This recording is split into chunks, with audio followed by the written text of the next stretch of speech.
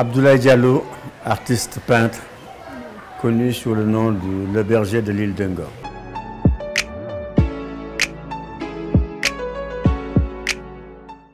J'aurai 11 ans d'âge peintre, normalement le 30 décembre prochain. Le 30 décembre 2022, j'aurai 11 ans exactement d'âge peintre.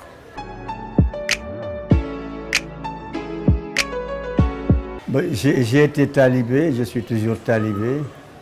Il m'est arrivé d'exercer le métier d'ingénieur et de chef d'entreprise, ingénieur spécialiste des télécommunications, en mettant en place un petit groupe privé qui construisait des réseaux téléphoniques et puis ensuite des réseaux fibre optique.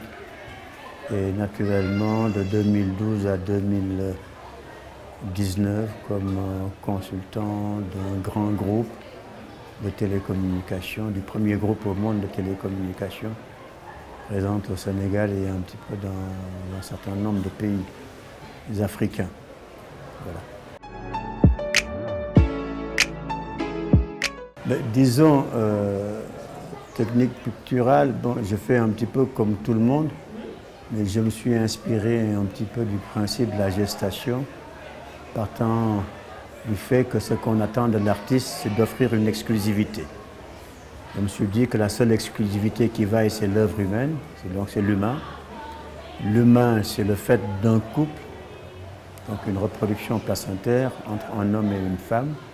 Et dès l'instant où l'homme a fini sa mission, ce qui se passe dans le ventre précieux de la femme, qui est la fabrique de l'humain, donc la plus belle des industries au monde, se passe entre la femme et le créateur.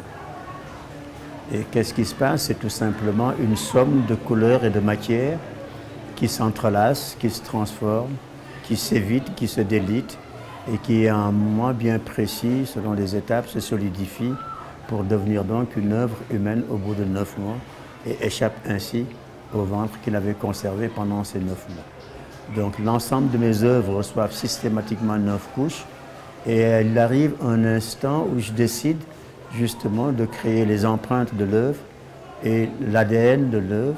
C'est des instants que je ne maîtrise souvent pas, où je fais appel à la nature. C'est un mouvement de vague sur l'œuvre, c'est un petit peu une pression du soleil sur l'œuvre qui reçoit par exemple une certaine quantité de café. C'est tout simplement une erreur humaine, une personne qui passe, qui visite. Comme je travaille par terre et je m'arrange pour que cette personne dérape et marche sur l'œuvre sans faire exprès. Et puis après, je lui dis que mais c'est pas grave, alors que j'ai bien voulu. C'est un petit peu de fit paintings, des jeunes qui ont envie de danser, que je vois arriver, qui mettent de la musique à fond. Je leur dis, bien, écoutez, vous mettez votre musique, dansez sur l'œuvre. Voilà, donc des choses que je ne pourrais pas, moi, reproduire. Et pour être sûr que durant le process de 9 couches, je tomberai sur une telle chose, j'ai décidé, depuis à peu près 5-6 ans, d'utiliser tout simplement pour démarrer une œuvre le reste de ma palette chromatique précédente.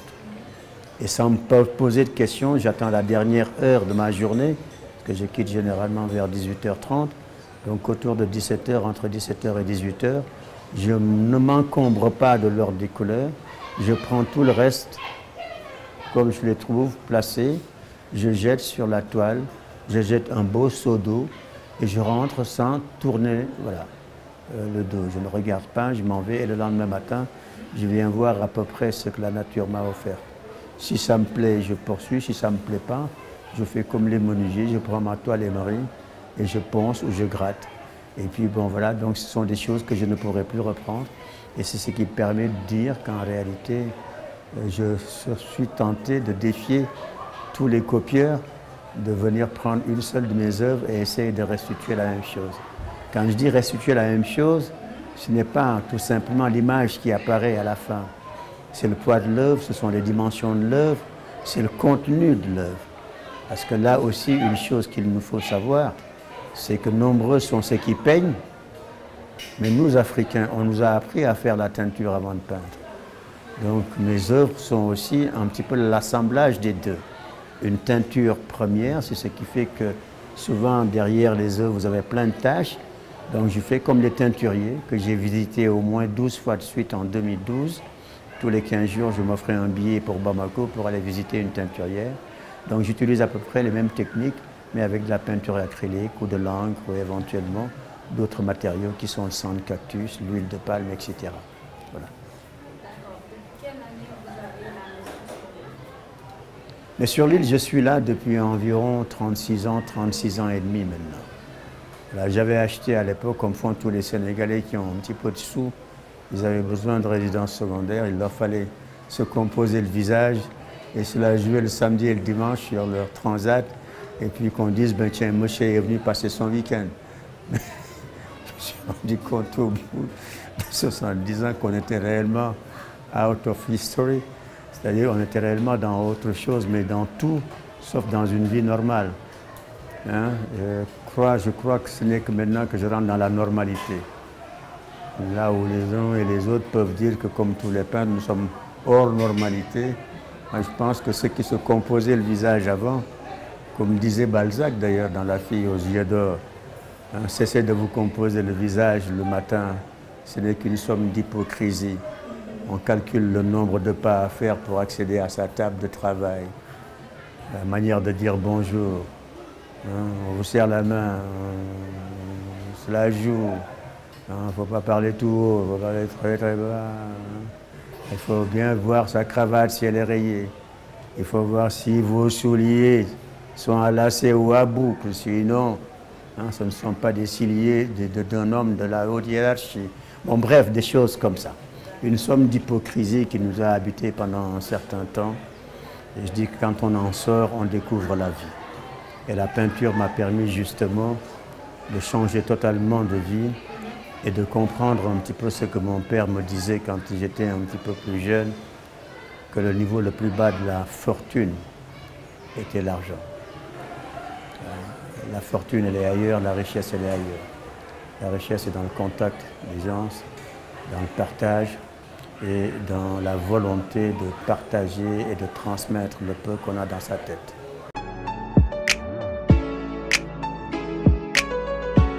Ben, disons que l'atelier, tout compte fait, elle est là depuis 11 ans, objectivement, l'atelier du Le Berger de l'île d'Ungor.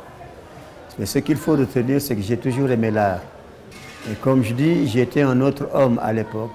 Je faisais un petit peu comme ce qu'on appelle des sponsors et des mécènes. Il arrivait qu'on m'invite à visiter des expositions.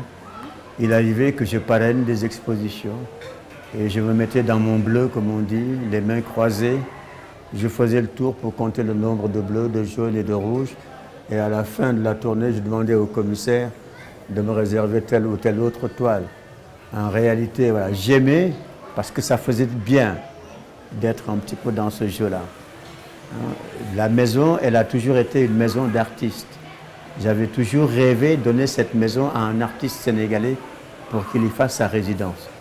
La première personne, je crois, à qui j'ai proposé cette chose, c'était Tchalis Ley. J'avais visité un jour une exposition qu'il avait faite sur l'île et j'avais aimé ses khatim. Et j'avais trouvé quelques petites choses à corriger dans ses khatim. Et je l'ai côtoyé, on a échangé, un garçon super sympathique. Et je lui ai dit, mais écoutez, si vous avez besoin d'un atelier, je peux vous mettre à disposition et gracieusement cette maison comme atelier. Bon, il avait dit oui, et puis après, il a disparu. Entre-temps, j'ai vu arriver un jeune frère, Khalifa Dia, qui a été le commissaire de la dernière biennale, qui m'était très proche et qui m'avait aussi rendu beaucoup de services parce qu'il réalisait plein de choses pour moi, qui aimait cette île. À lui aussi, j'avais proposé, il avait un binôme, c'était Khalifa et Alphonse Badji, qui m'a appelé d'ailleurs ce matin. Alphonse, qui a ma première œuvre, il y a plus de 25 ans, je jouais.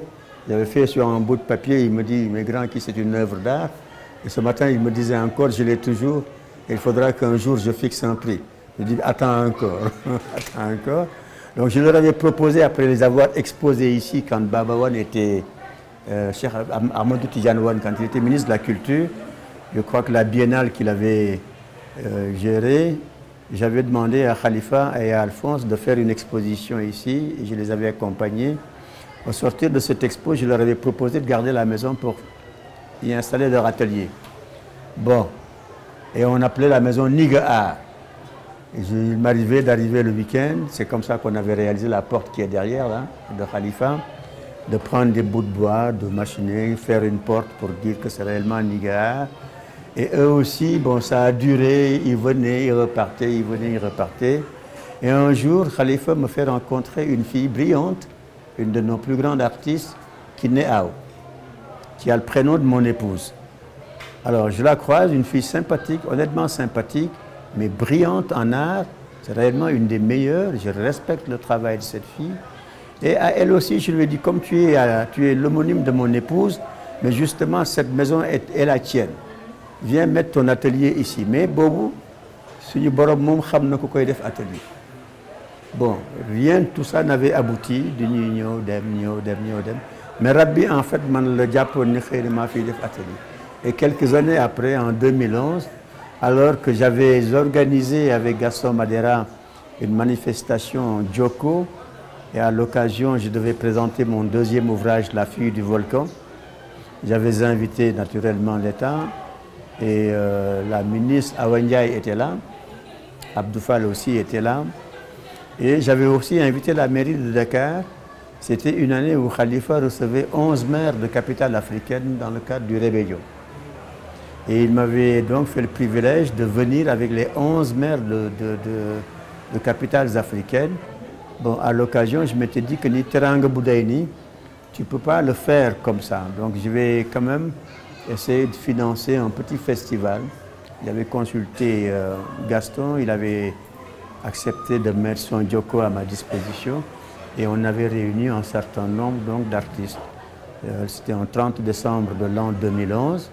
Et après la présentation du livre qui s'était déroulé ici, avec une chaîne de télévision d'ailleurs qu'il avait couverte et qui était aussi en 7, je crois que c'était Africa 7, hein, qui m'avait filmé, c'était la première chaîne de télévision qui m'avait vu peindre. J'avais fait une œuvre comme ça en jouant et en imitant les mouvements de Krembaï.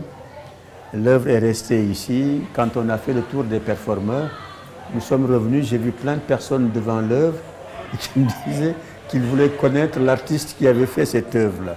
Il y avait le sentiment qu'on se foutait de ma gueule, mais il n'en était rien. Et bon, quand j'ai vu que l'œuvre intéressait tout le monde, une dame avait même versé des larmes, me proposant une grande somme d'argent pour repartir avec cette œuvre-là. Je lui ai dit, madame, un instant, quelque chose m'a traversé l'esprit. C'était, je venais d'avoir 59 ans. 59 pour moi, c'était 14. 14, c'est 5. Et je me suis dit, mais tiens, Salvador Dali a commencé à peindre à 14 ans. 14, c'est aussi 5. Il a fait sa première exposition à 15 ans, c'était 6. Moi, j'allais vers mes 60 ans, c'était 6. Admirateur de Salvador Dali, je me dis, mais tiens, tac, j'exposerai dans un an. Et j'ai dit à la dame, je ferai une exposition dans un an. Et à l'occasion, je vous offrirai cette œuvre-là qui s'intitulait Lumière. Comme par hasard, vous passez me voir, vous êtes une chaîne de télévision 7, et l'œuvre sur laquelle je suis en train de travailler s'appelle Nour. C'est la porte de la mosquée que je vais mettre en place, Masjidul Nour.